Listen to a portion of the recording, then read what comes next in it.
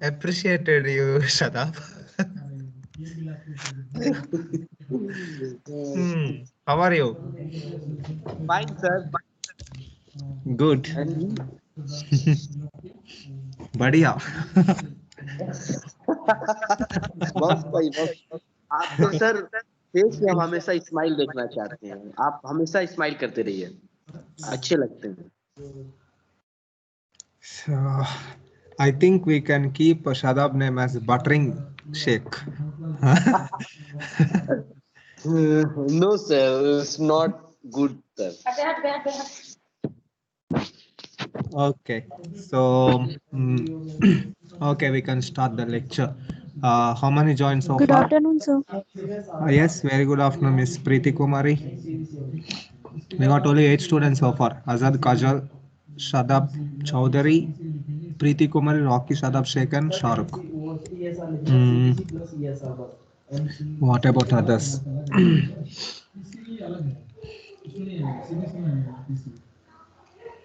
Okay, so I hope you can see the PowerPoint there.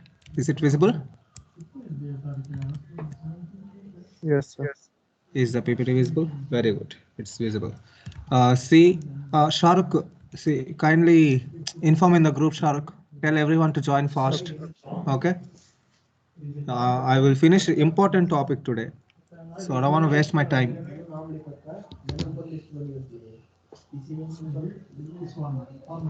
We can wait for 3 more minutes and we can start the class. Okay.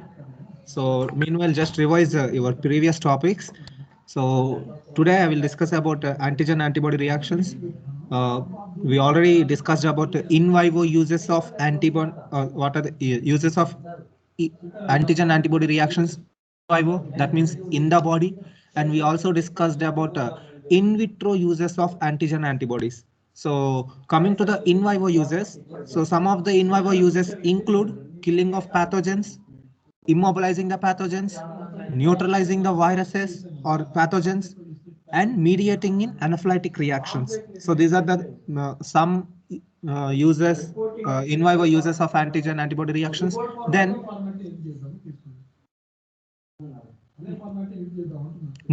in vitro applications of antigen antibody reactions include detection of pathogens. It can be a virus, it can be a bacteria, it can be a parasite. And for epidemiological studies, we can use antigen antibody reactions in vitroli. Then we can also we can able to identify non-infectious agents, not only pathogens. We can also able to identify non-infectious agents such as any antigens, any markers like any hormones, proteins, enzymes, any surface markers, cellular markers, tissue markers. All these markers can be detected by this antigen antibody reactions. Okay.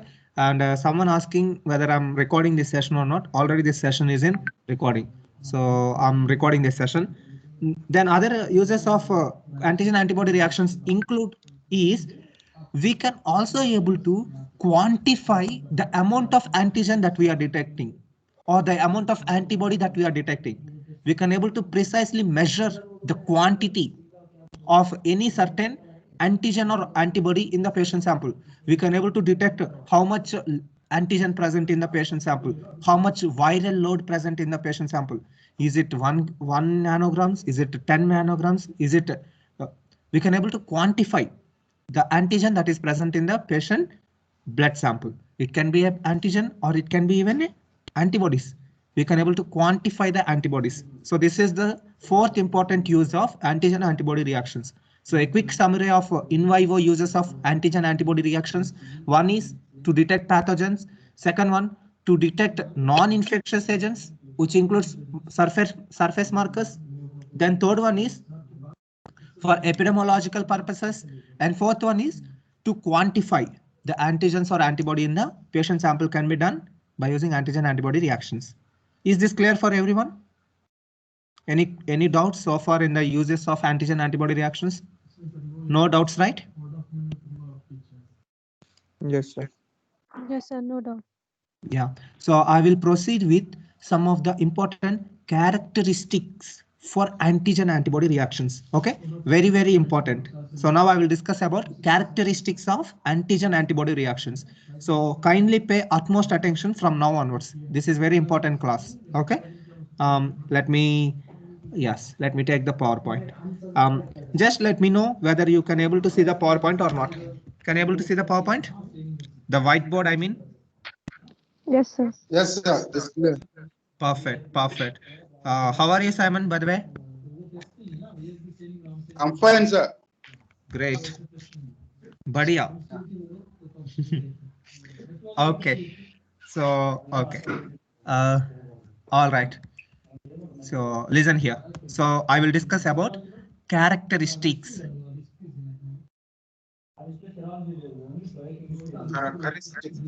Okay. Characteristics of antigen antibody reactions.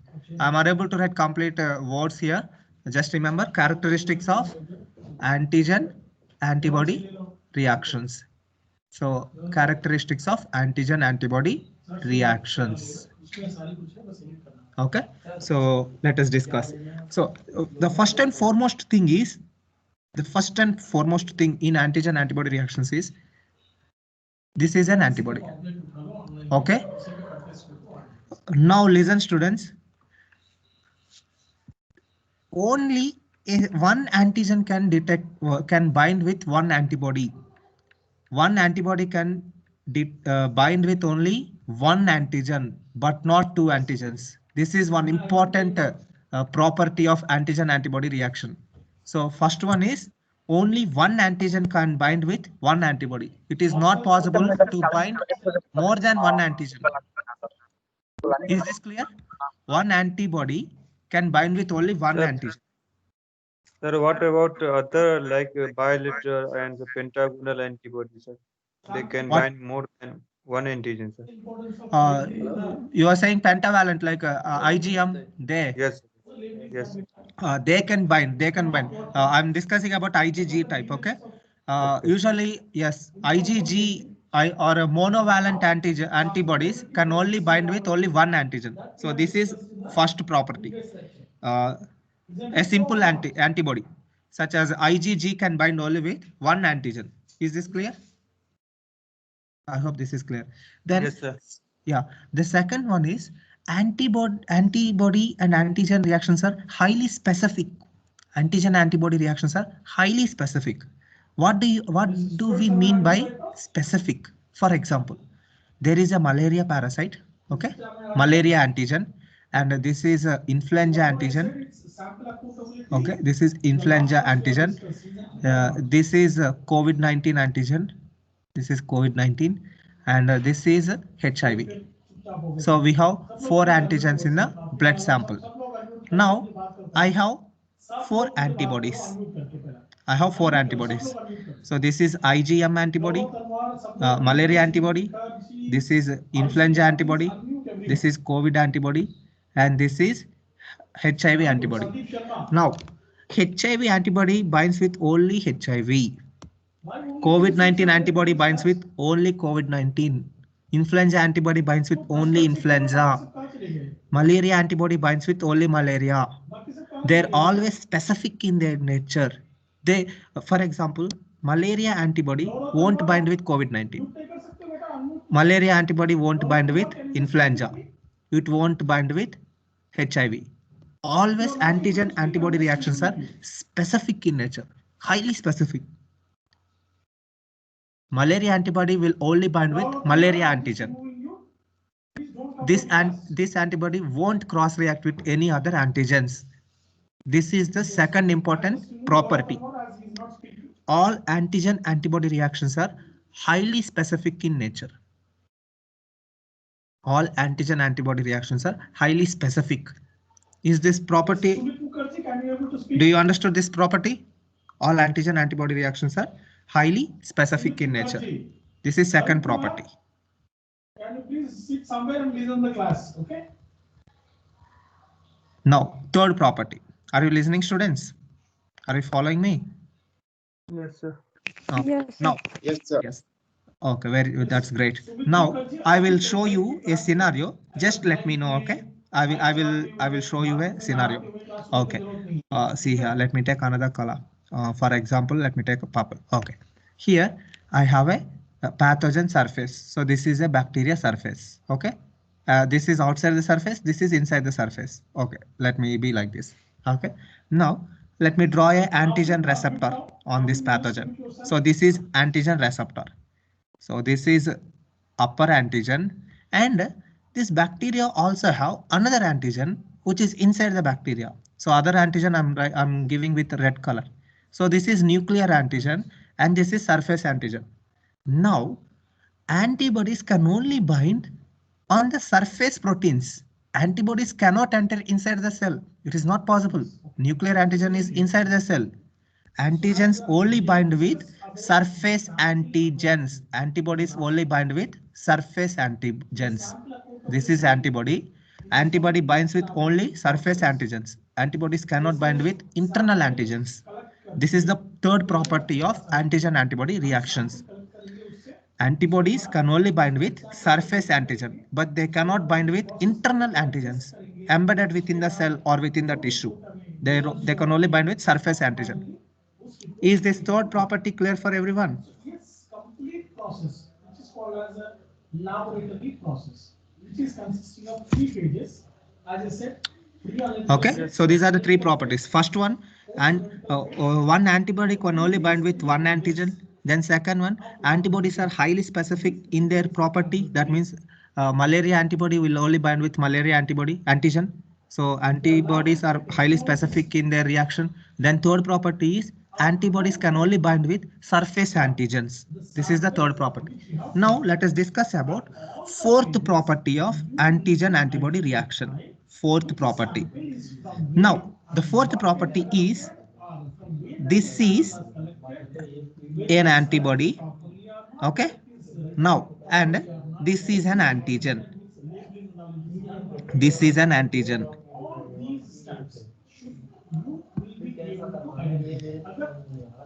Okay.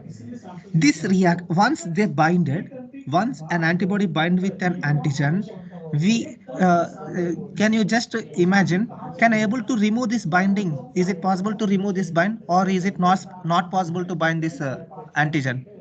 Is it reversible or irreversible? What are you thinking, students?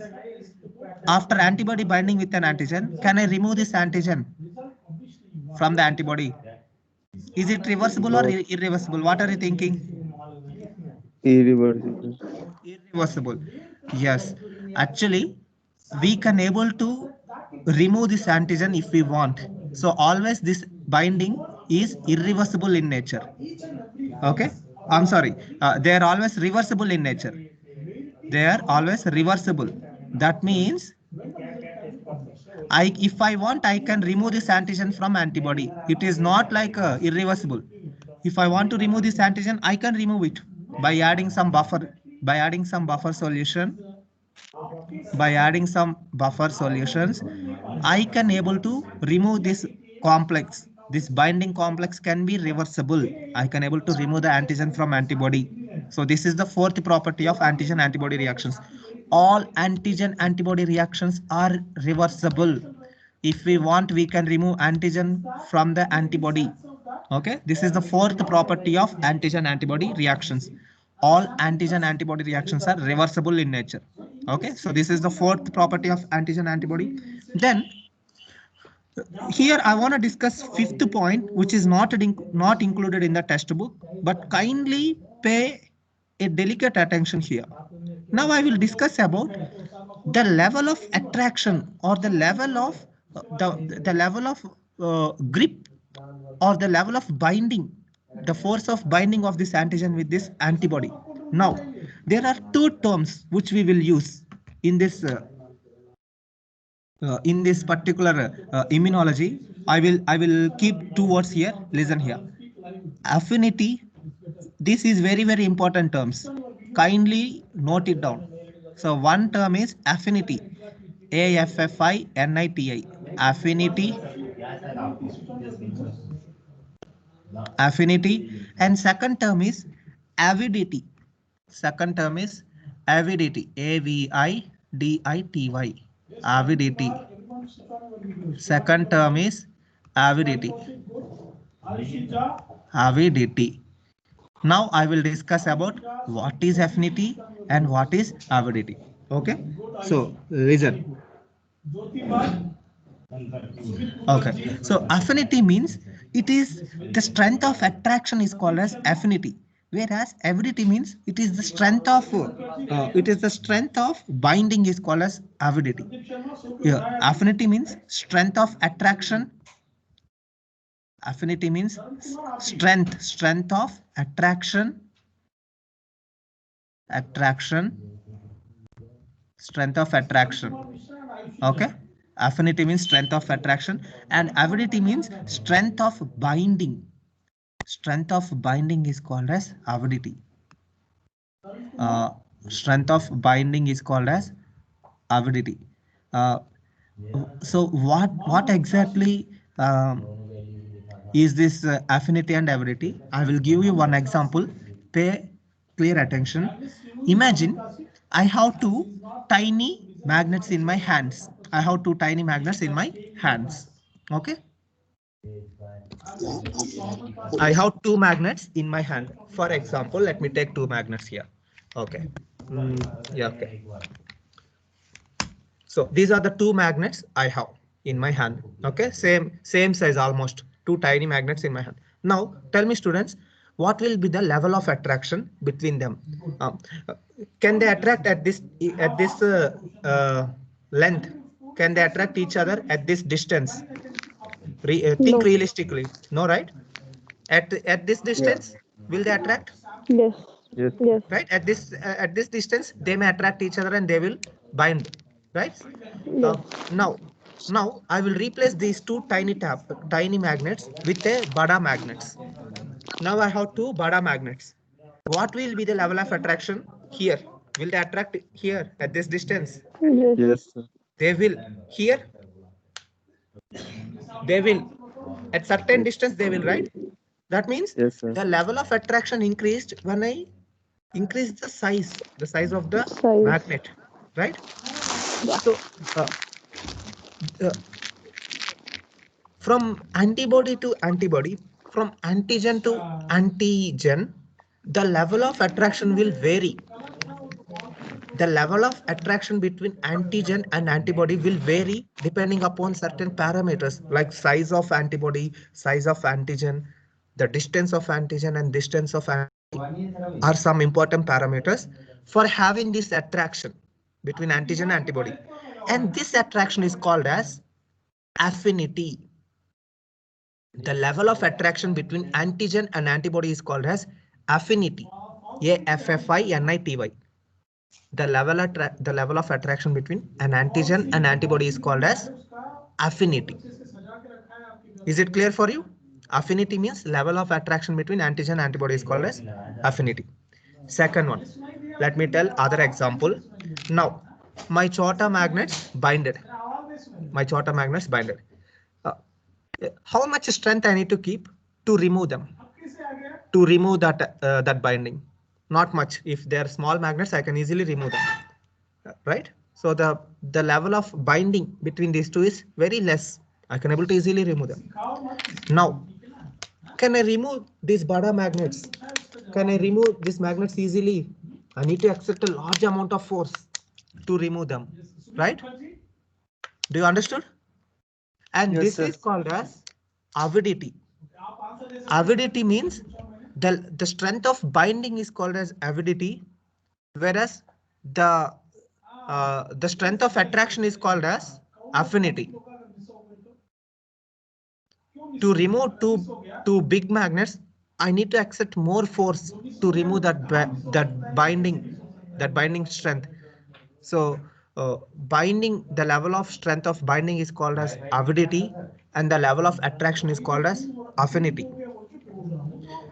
Do you got an idea about these two words now, affinity and avidity?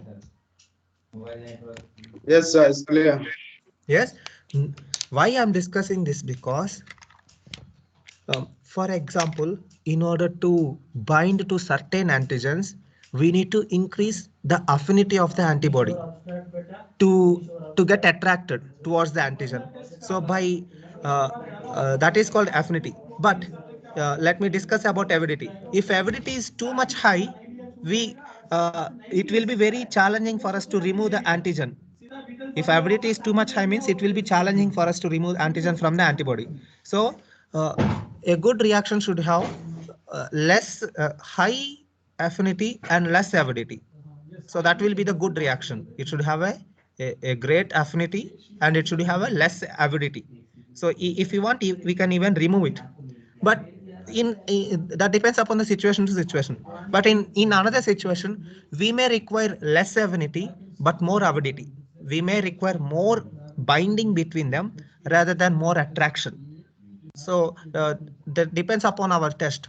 So depend upon the test, we will adjust the affinity and affinity factors of the antigen antibody reactions by adding certain buffers, by adding certain reagents, some additional reagents, we can able to adjust the affinity and avidity of the antigen antibody reactions.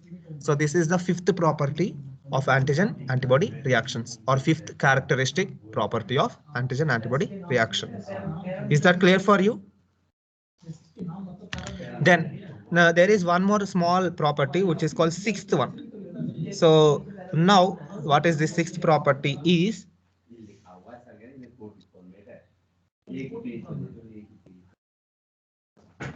Yes, okay. hmm, यहाँ बैठ जाओ आप लोग यहाँ बैठ। Net से ढूंढो आपको मिल जाएगा। नहीं सर मैंने बनाया है पहले। आपके पास होगा एक। हाँ।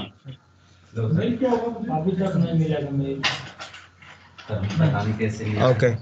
So the sixth property is the valency of antibodies. As our Shah Rukh asked, for example, here IgA antibody can bind with two antigens. IgA antibody can bind with two antigens, whereas IgM antibody can bind with 5 antigens. It is pentavalent, right? So IgM antibody can bind with 5 antigens. So this is the sixth property. Okay. Then there is another important property which is, see here, I have only a fragment of antibody. So other fragment is lost. I have only one fragment of antibody and this is an antigen. So instead of having complete antigen, I have only a part of this antigen. Maybe this part of antigen I have. Okay. Now these incomplete antibody or incomplete antigens cannot react each other. They cannot form complexes. In order to have reaction between antigen and antibody, both should be complete. Complete antibody and complete antigen will participate in antigen antibody reaction. We need complete antigen. We need complete antigen and complete antibody for a reaction. Fragments of antigen and fragment of antibody won't react. They won't form any complexes. We need complete antigen and complete antibody for having a good reaction. So this is the seventh property of antigen antibody reactions. Is this clear? So IgA is bivalent, IgM is pentavalent, IgG will be monovalent. Okay, so this is all about the properties of antibodies. So a quick revision on characteristics of antigen antibody reactions. So the first one is only one antigen will bind with one antibody. That is the first property. Only one antigen can bind with one antibody. Then second property is antibodies are highly specific in their nature. That means only malaria antibody will bind with only malaria. Influenza antibody binds with only influenza. So all antigen antibody reactions are highly specific in nature. Then third one is antibodies only bind to the surface antigens. Only surface antigens will participate in antigen antibody reactions, but not internal antigens. Only surface antigens will participate in antigen antibody reactions. So this is the third property. Then fourth property is all antigen antibody reactions are reversible. That means if we want to remove this reaction, we can able to remove it. These are reversible reactions. So all antigen antibody are reversible reactions. Then the level of strength of this reaction depends upon affinity and avidity. Affinity means it is defined as an attraction between antigen antibody. So it is called affinity. The attraction between antigen antibody is called as affinity, whereas the strength of binding of antigen antibody is called as avidity. So both avidity and affinity determines the antigen antibody reaction. If it is too much, if the avidity is too much high, it will be really challenging to remove antigen from the antibody. So the level of strength or the reaction depends upon both affinity and avidity. So this is all about the fifth property. Then sixth property is valency. IgA has a bivalent, whereas IgM has pentavalent. That means IgA antibody can bind with. Okay, I was making a small mistake here. I'm really sorry. From antibody point of view, an antibody, one antibody can bind with two antigen students. Okay, see here. I was confused previously. One IgG antibody can bind with two antigens. One IgG antibody can bind with two antigens, but one antigen cannot bind with two antibodies. That is my concept. One antibody cannot bind with two antibodies like this. One antigen cannot bind with two antibodies, but one antibody can bind with two antigens. Is it clear? Is this difference you understood? One antigen only binds with one antibody. Okay. But one antibody can bind with two antigens. So always all antibodies are bivalent in nature. If it is IgA, it is tetravalent. 1, 2, 3, 4. IgA is tetravalent and IgM will be decavalent. Since it is pentavalent in nature, it will bind with 10 antigens. So 10 antigens can bind with IgM. So this is the valency of different antibodies. A single antibody is bivalent. Alpha IgA is tetravalent. IgM is decavalent. That means 10. Then the first statement is one antigen can only bind with one antibody. One antigen can only bind with one antibody, but it cannot bind with two antibodies simultaneously. It is not possible. So that is the difference between first property and the sixth property. And last and final is complete antibody and complete antigen participate in reaction, but not fragments. Fragment of antigen and fragment of antibody never react. We need complete antigen or complete antibody to have a proper antigen antibody reaction. For example, incomplete antigens are called as, do you remember? There are incomplete antigens in our body and there is a specific term for it. Incomplete antigens are called as hapten. Very good. Hapten or partial antigens, right? So haptens. Can hapten participate in antigen antibody reaction? Is it possible? No. So that is why we need to. Yes. Yes, mister. So how do you call a process that is absent of reaction? How do you call that process? How do you call a process where there is no reaction between the antigen and antibody? So there is antigen and there is antibody, there is no reaction, and what I should call it, right? Is that your question?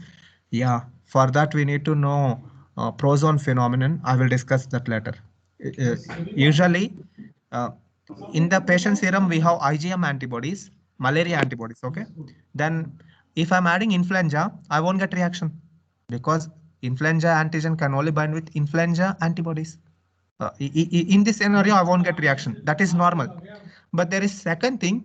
The second scenario is I have IgM malaria antibodies and I have malaria antigens also. Even after binding these two, still I won't get reaction. Even after having malaria antibody and malaria antigen, even after having reaction, still I can't see anything. That is a problem that I will discuss. That is called prozone. I will discuss later. That is an absolute important question which was asked by Simon that I will discuss after this lecture. Okay. Excuse me, sir. Yes. Any more doubts? Sir, haptens also. Haptens Also make complexes, na sir. Haptens make complex. Listen here. Hapten make complex means here. let me show you an example. So this is a hapten, an incomplete antigen. This incomplete antigen cannot react with antibody, but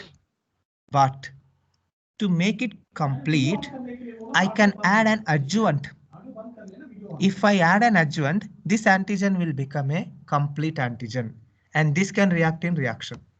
So definitely haptens cannot react in any reactions. That is not at all possible, and that is a standardized law in antigen antibody reactions.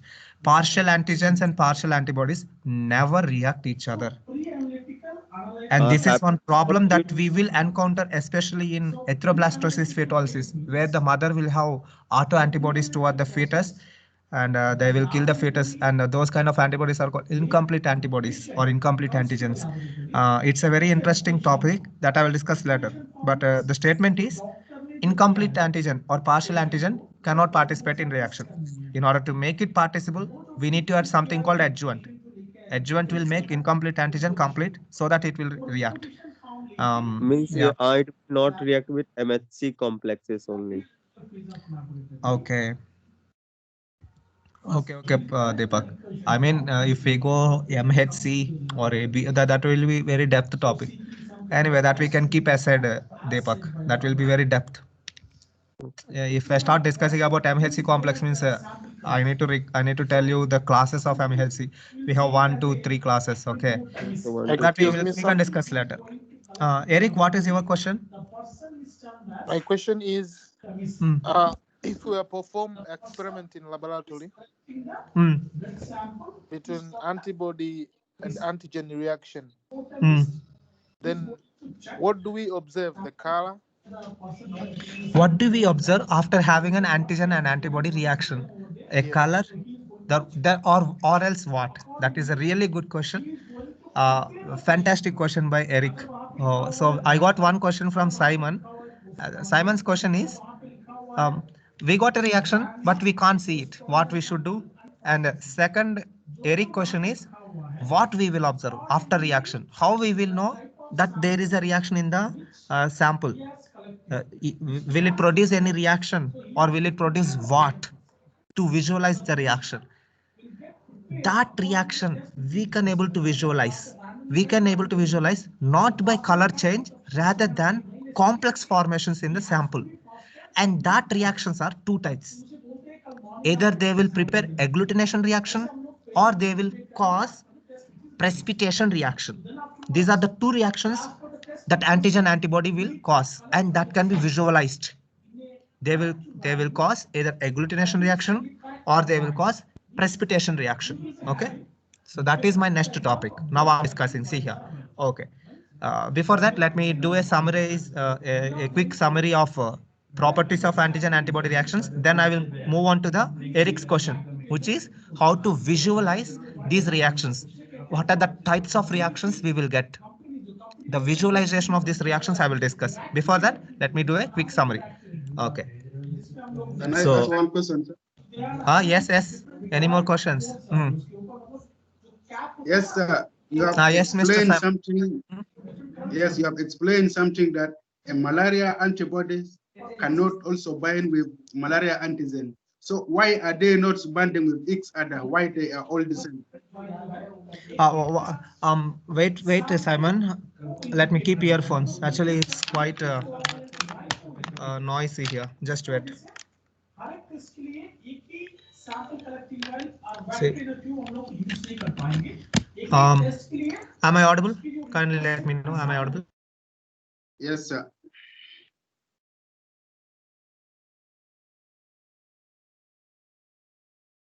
Are you able to see that?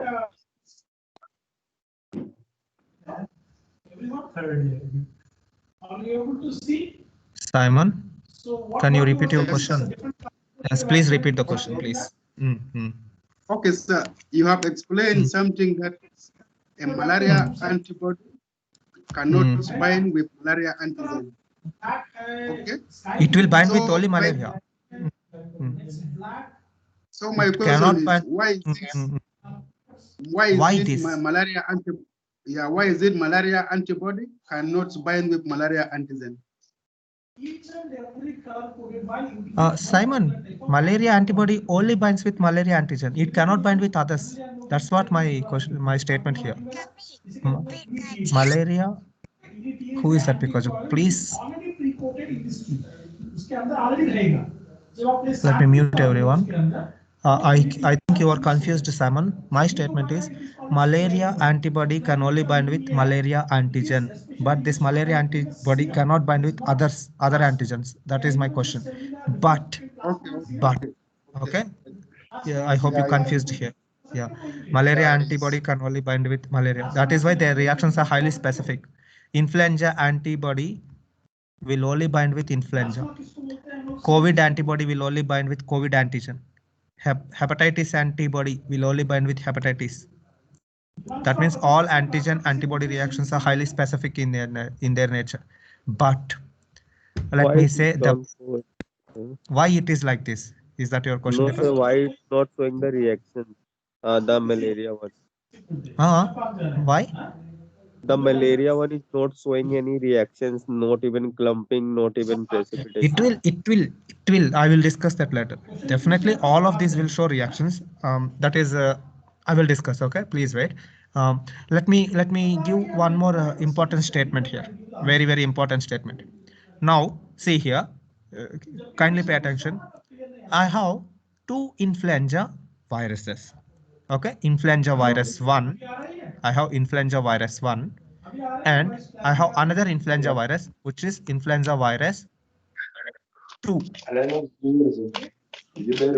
Kindly mute. There. I'm getting irritation. Okay, pay attention here.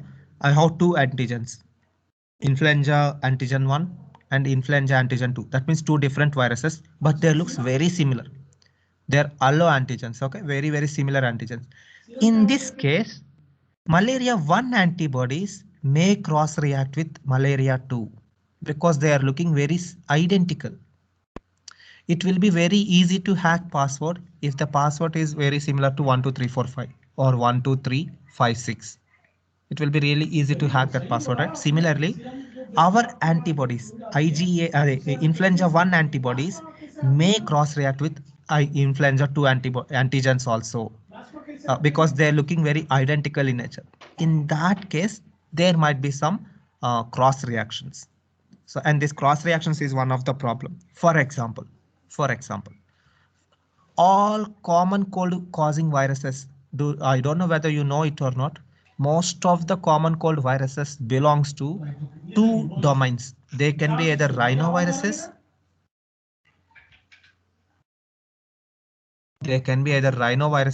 or other common cold viruses include coronaviruses.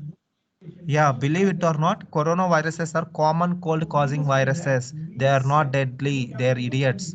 I mean, they are less virulent and they are very simple viruses. They will cause, all they can cause is a common cold. That's it.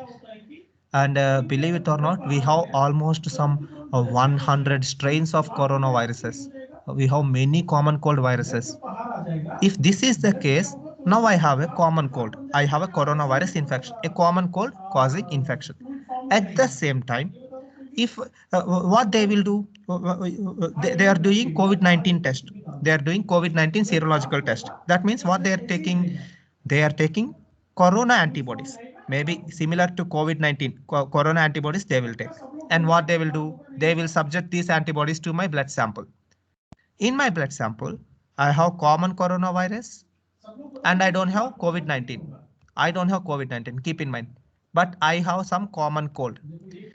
Is there any possibility to cross react these antibodies with common cold coronavirus? Is there any possibility or not? Yes, sir. It is possible for COVID-19 antibodies to react with a normal common cold virus. It is possible. That is why this is the major disadvantage of serological tests. Yeah, this is the major disadvantage. They will mislead us. Here also I will get reaction. But this reaction is not for COVID-19. Even though I take COVID-19 antibodies, I got a reaction, but this reaction is due to normal coronavirus. This is not a true positive. This is false positive reaction. And this is the major disadvantage of antigen antibody reactions. You cannot really trust rapid tests actually. You cannot trust all rapid serological tests because sometimes they will cross react. The antibodies will cross react and we will get false positive. And this is what happening outside also. Whoever taking rapid corona test, they are getting positive. That doesn't mean they have actual corona COVID-19. Rather than they may have some common cold viruses because and especially during winter season we will get sneezing, we will get seasonal flus. Actually, there is a hypothesis that corona is a normal seasonal flu virus only. You need not to worry much about corona, but there are some deadly consequences that I will discuss later, which related to the anaphylactic shock or cytokine storm will happen in the lungs. Anyway, yeah, now you understood this one also. So rapid tests are not so good. Rather than the best test will be directly we need to study the genes. We need to detect the corona genes. If we found corona genes means definitely that should be corona only, because the genetic tests are highly precise in nature. That can be done by PCR test, RT-PCR test. So RT-PCR results will be the best results compared to the rapid COVID-19 test. Rapid COVID-19 test may give false positive results because of cross reaction of COVID-19 antibodies with normal virus, normal coronaviruses. So this is the major properties of antigen antibody reactions. So one antigen can only bind with one antibody, and all antibody antigen reactions are highly specific. Malaria antibody can only bind with malaria antigen, influenza only with influenza. Then third property is only surface antigens will participate in antigen antibody reaction. Then fifth property, all antigen antibody reactions are reversible. And these reactions are depending upon affinity and avidity. Affinity means the level of attraction between antigen and antibody, and avidity means it is the strength of binding between antigen and antibody is called avidity. Then sixth point is all antibodies are bivalent in nature. That means one antibody will bind with two antigens. If it is an alpha IgA, then it will bind with 4 antigens. If it is M, then it binds with 10 antigens. If this is the case, which will have more sensitive test, students? If I want to detect which will be more sensitive, what type of antibody I should use to get a good results? Is it IgM, IgA or IgG? Which type of antibodies will be better to detect pathogens in patient sample? IgA. IgA. Why IgA? Because one antibody will bind with 4 antigens, so I can able to capture 4 antibodies with a less amount of solution. Is that your thing? If that is the case, IgM will be the better, right? More IgG. simple. IgM will be the best candidate actually, because in IgM we have 5 antibodies together, so they can able to detect even whatever antigen is there, they can easily bind with them, and we will get reaction.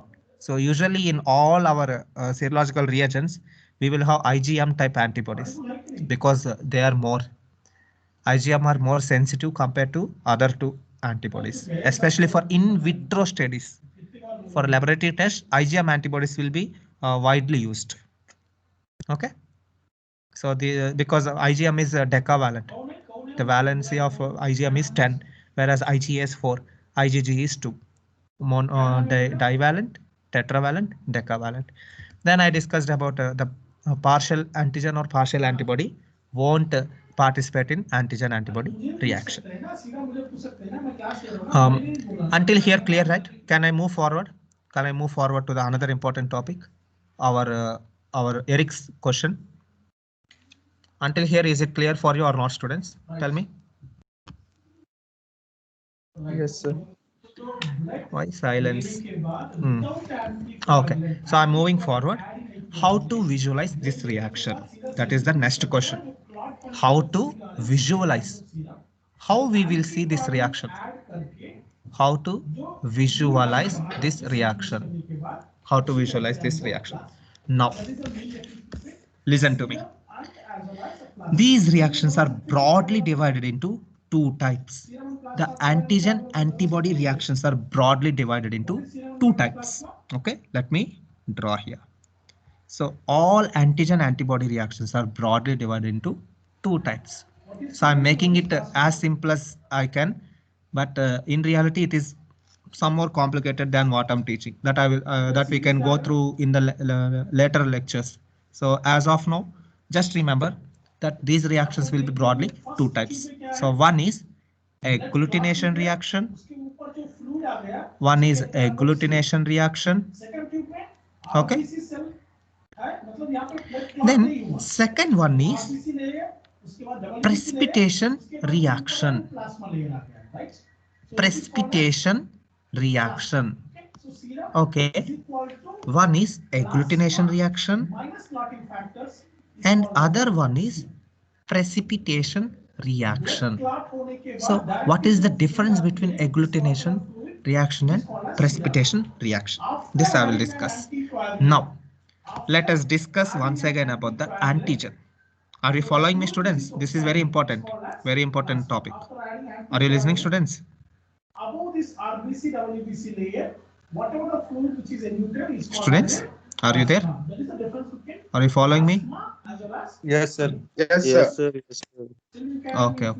Okay. Now I have two types of antigen, students. See here, I have a bada antigen and I have a very chota antigen.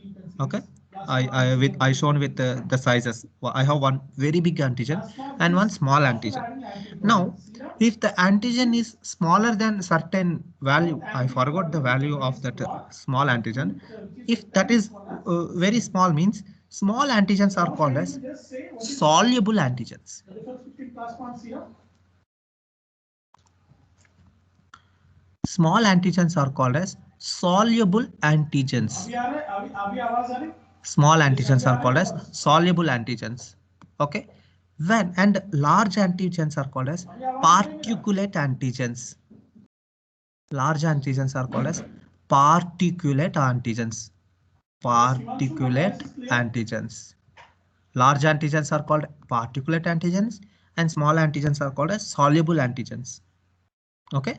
Let me give you example of each. Then you will get a nice idea. Let me give you an example of particulate antigen. So, for example, a red blood cell. A red blood cell is very, very big antigen.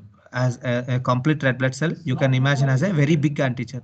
Now, can anyone say the antigens present on red blood cell? Types of antigens present on surface of red blood cell. If you are not telling, I will debar you and you should study your first semester again. Can you tell me? Yeah, yeah. That is the main difference between Antigens present on red blood cell. Tell me. IgB. No. Good boys. Good guys. Okay. Red blood cell will have two important antigens. It can be either antigen A or antigen B. Sometimes some red blood cells won't have any antigen at all. Okay. And also red blood cell will have one more antigen that is important, which is called H antigen. That I will discuss later. In the hematology, you will study all these things. Okay. If the red blood cell has A antigen, means the group will be A group. If red blood cell has only B antigen, means it is called B group. If red blood cell has both A antigen and B antigen, means this group is called as AB group. If red blood cell don't have A antigen and B antigen, then it is called O group. So blood groups are straightforward. In the blood grouping, we are detecting the antigen that is present on the surface of red blood cell. Now, listen here. I will take a glass slide. I take a glass slide and I added a drop of blood. So I'm adding a drop of blood. Okay.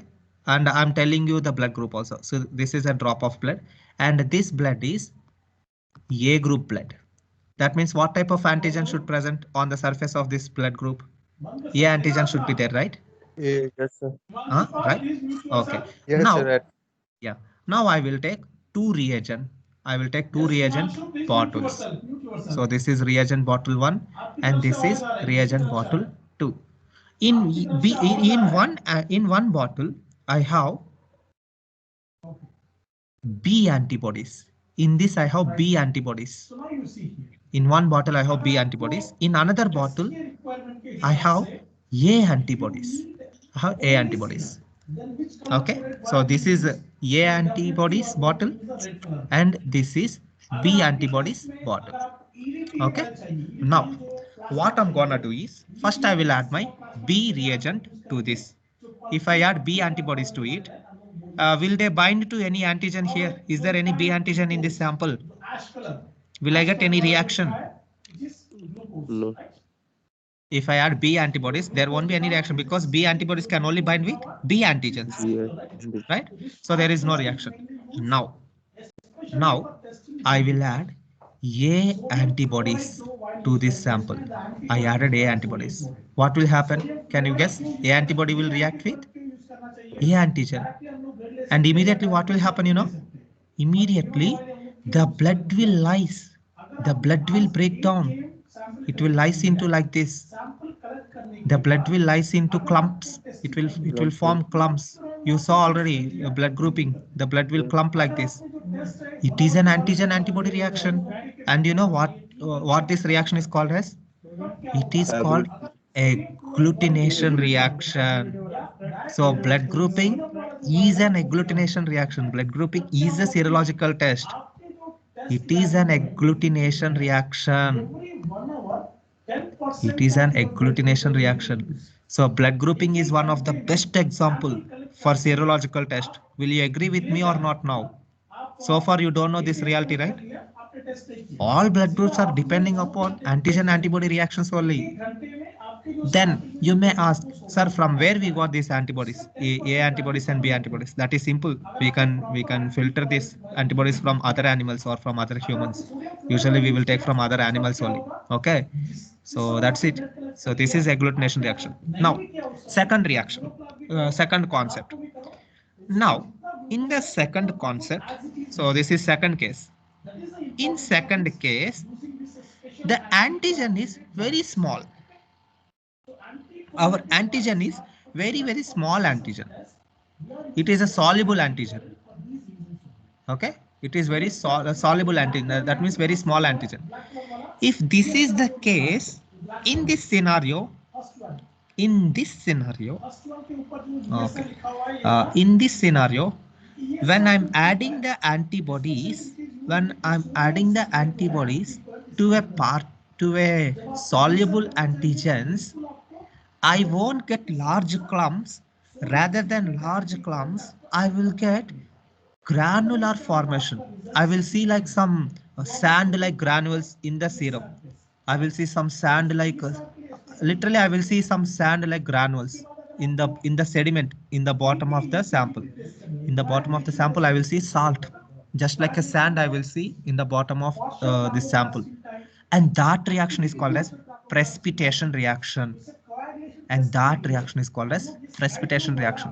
Usually precipitation reactions happens for VDRL test. It is a syphilis test. VDRL is used for syphilis test. Okay. So VDRL is a precipitation reaction.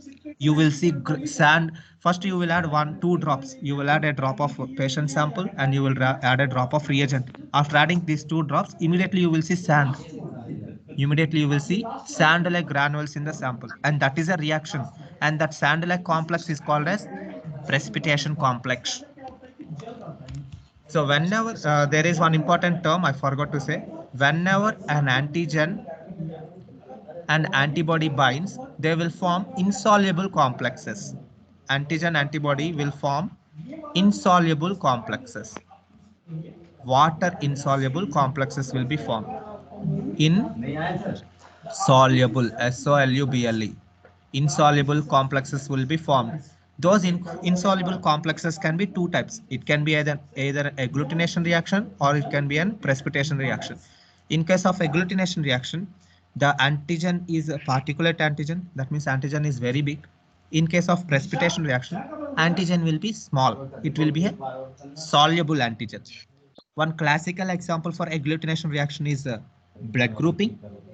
And one example for precipitation reaction is VDRL. Is this concept clear or not? Is these 2 reactions clear for you or not? And is your doubt clarified now, Eric?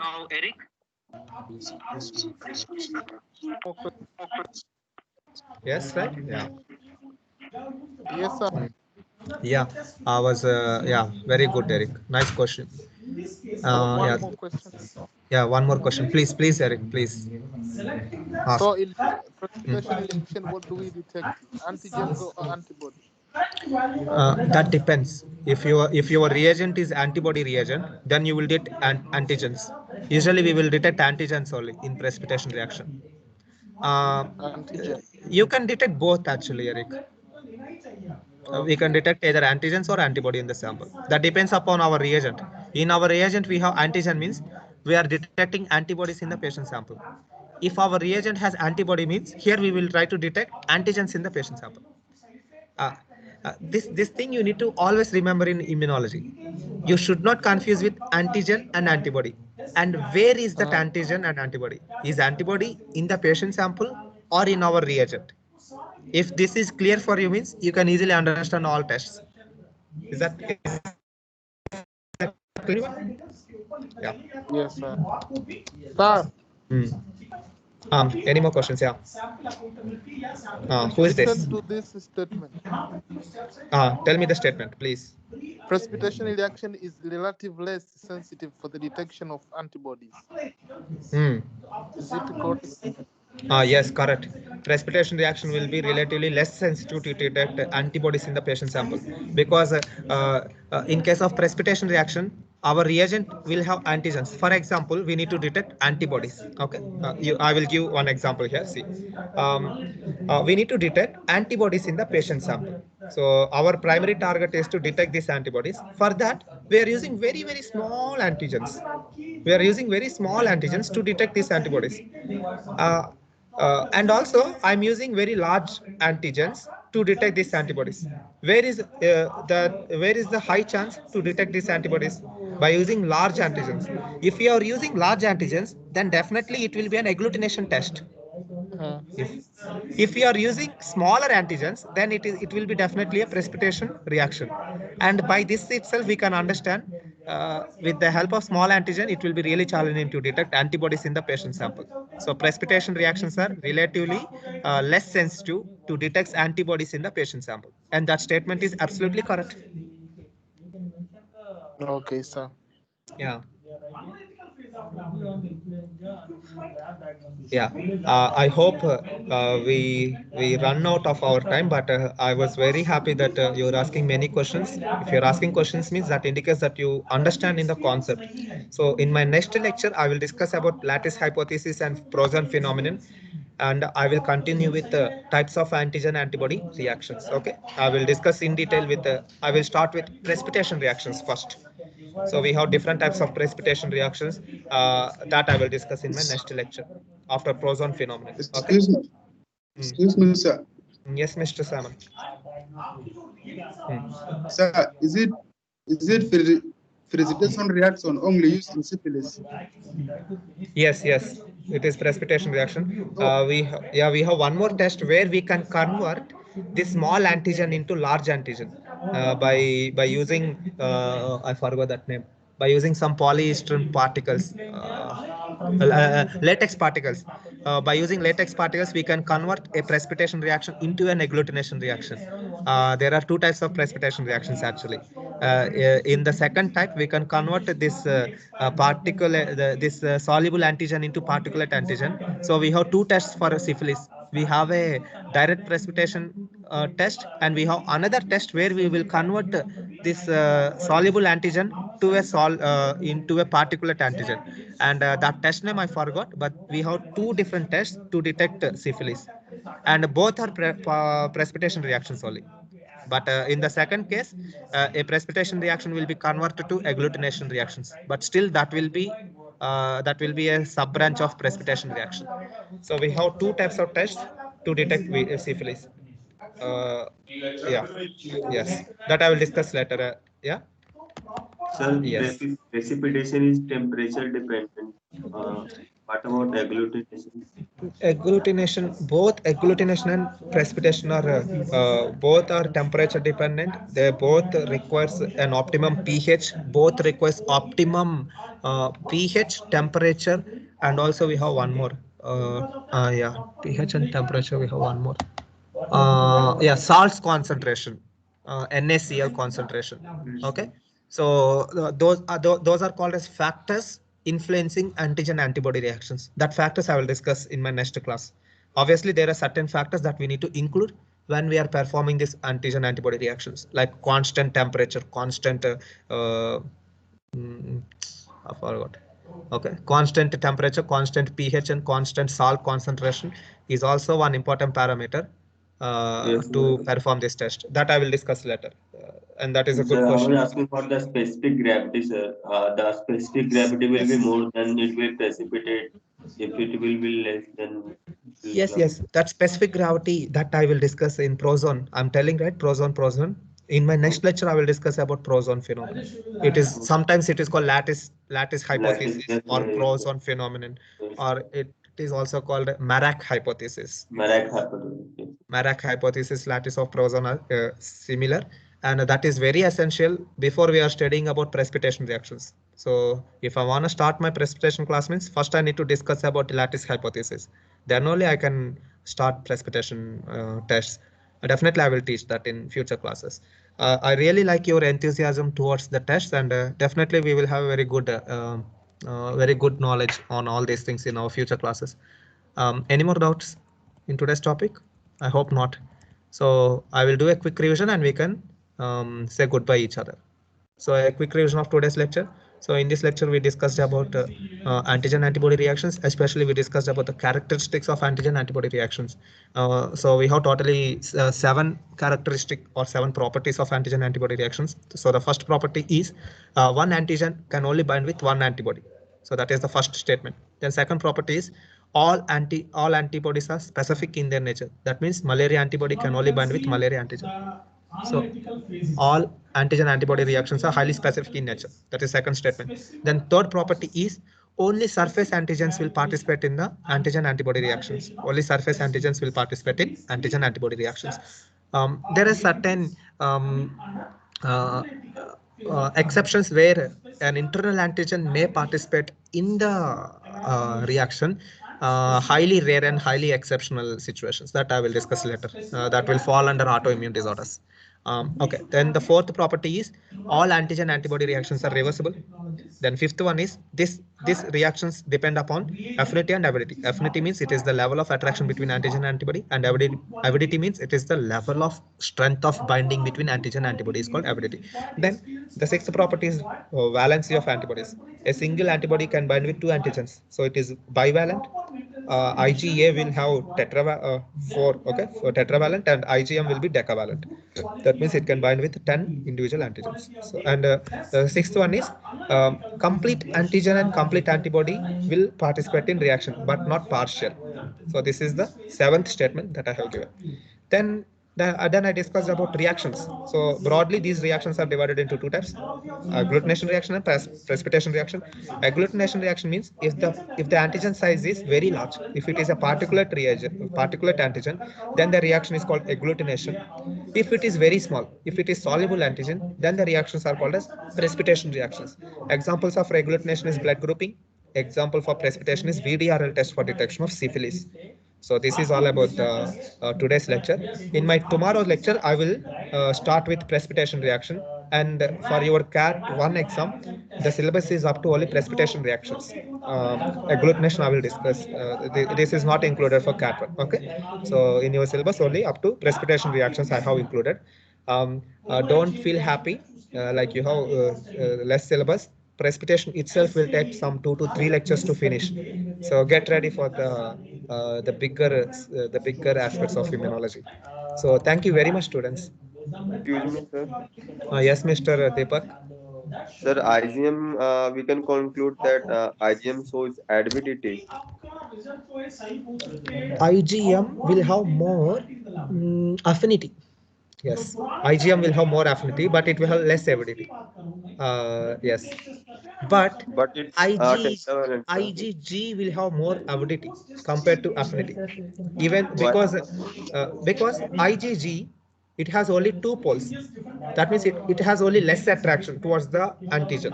But when it binded, the level of binding will be too strong because of certain parameters in the molecule, in the structure of this molecule.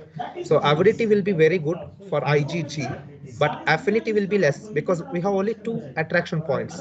But in case of IgM, the level of attraction is so high, so it can able to detect no matter there is a high chance of detection of antigen or attraction of antigen or binding of antigen on the surface of IgM. The only disadvantage is there is a high chance of losing the binding complex in our subsequent tests when we are using buffers. So, But I have read different, sir. Just the opposite you have said. IgM shows more binding. I think I need to cross verify. I'm too little bit confused whether it is IgM or IgA. The concept is like this only. I think IgM has more avidity. Yes, sir. The more the complex the thing is, the more the binding compatibility the thing have, the more the avidity they have. Yeah, that is correct statement only. Yeah, actually, And when we IgM discuss have more avidity. prozone, yeah, when we discuss prozone phenomenon, we will get it. I need to go through it. Actually, the truth is, I was overconfident on immunology and I'm not preparing myself before I'm coming to the classes because for this is one of my core subjects. I like it. So anyway, that's a good gesture from your side. So definitely, I will. In my next lecture, I will make clarity about that complexes. Okay, very good tip. I think yes, IgM will have more avidity compared to IgA. That is correct. Yeah. So can I say goodbye to you? Any more doubts? Sir, what is rheumatic fever? Yes. What is Simon? Rheumatic fever. Anuj, please wait, Anuj. Simon, tell me. What is rheumatic fever? What is rheumatic fever? Uh, Rheumatoid fever. What is rheumatoid fever? Okay. Okay. In a nutshell, rheumatoid fever definition is unknown fevers.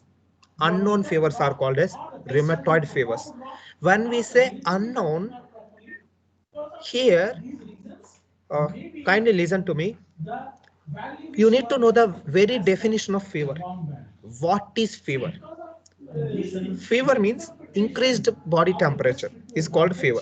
In a nutshell, you will say like that. Increased body temperature is called fever. Then you need to ask the second question. What is responsible for increased body fever? What exactly happened to elevate the body temperature? If you ask that question, metabolism is the culprit. If there is more metabolism, there will be more heat generation. If that is the case, what increasing the metabolism? That increased metabolism happens only because of release of more prostaglandins, more histamines in the circulation. These prostaglandins and histamines will release more, they will cause ROS formations, react to oxygen species, and there will be more heat generation. The benefit of this prostaglandins and the benefit of heat is heat will kill the pathogens. Heat will kill the pathogens. It is a innate immune mechanism of killing pathogens by increasing the body temperature. This will only happen when there is an antigen in the body. When there is a bacteria in the body, then only the body temperature will be increased. Then only the body temperature will be increased.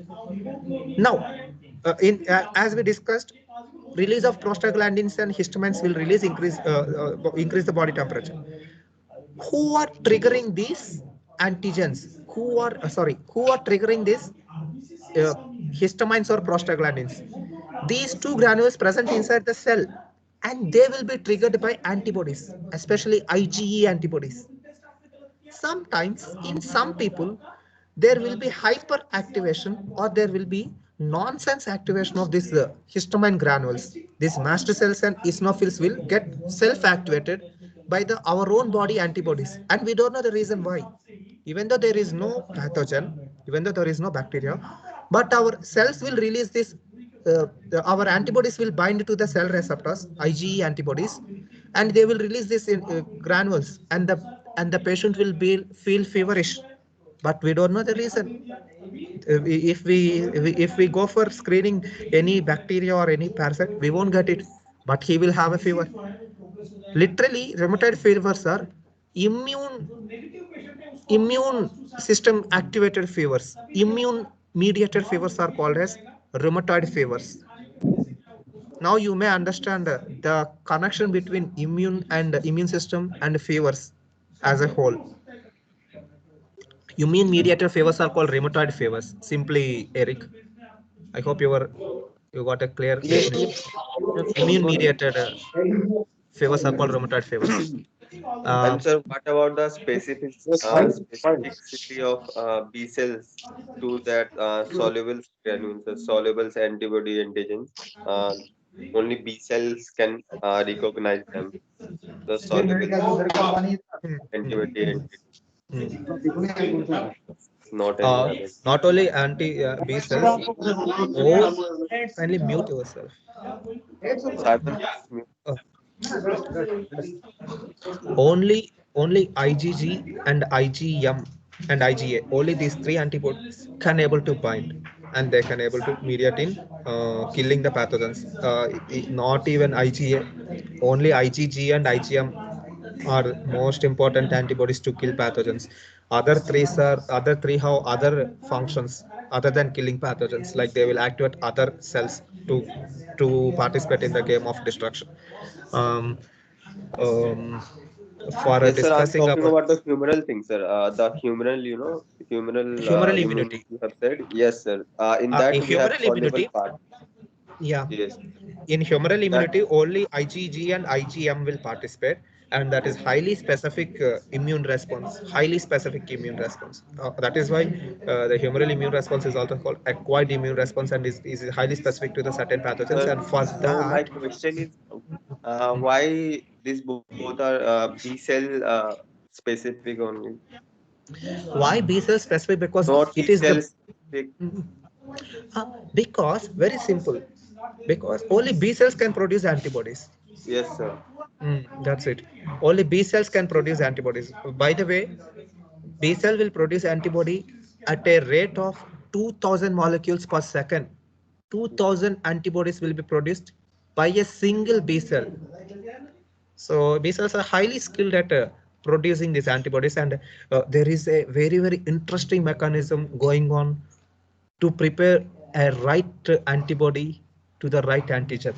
Actually, our body's immune system is the best drug manufacturing factory.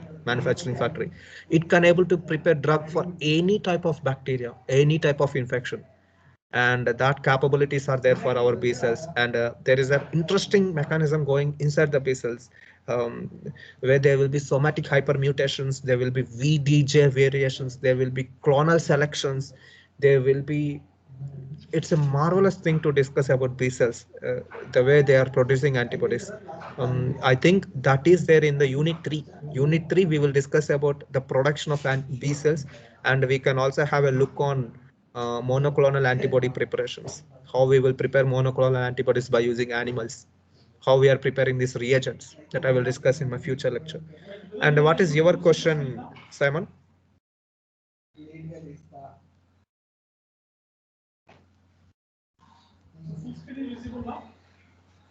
I think Simon, will you say your question, or shall I end this class? See, I was really happy because you're asking many questions. The more you ask, the happier I am. Okay. I think Simon. Okay, thank you, sir. Yes, Simon. We can go through tomorrow lecture. Okay. So thank you very much, students. I'm ending this session. See you. Thank you, sir. Yeah.